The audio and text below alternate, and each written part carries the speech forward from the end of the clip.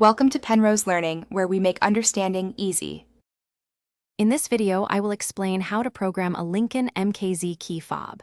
First, gather all your key fobs, both new and existing, to program them simultaneously. Make sure your vehicle's battery is in good condition to avoid interruptions.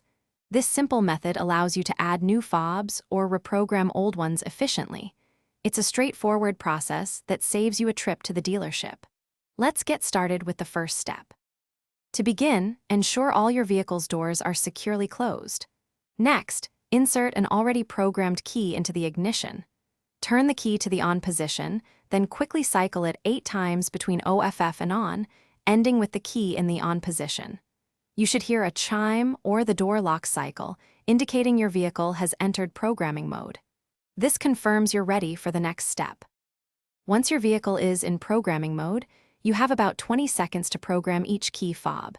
Take a new key fob and press any button on it. The vehicle's door locks will cycle, confirming that the fob has been successfully programmed. Repeat this action for every additional key fob you wish to program, including any existing ones you want to ensure are still linked. This ensures all your fobs are recognized. To exit programming mode, simply turn the ignition key to the OFF position. The vehicle will usually confirm this by cycling the door locks one final time. Now, it's crucial to test every single key fob you've programmed to ensure they all function correctly, locking and unlocking the doors. If any fob doesn't work, you might need to repeat the process.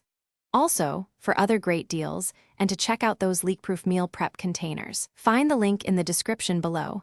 Thanks for watching. Thanks for watching. If this was helpful, leave a like and consider subscribing. See you next time.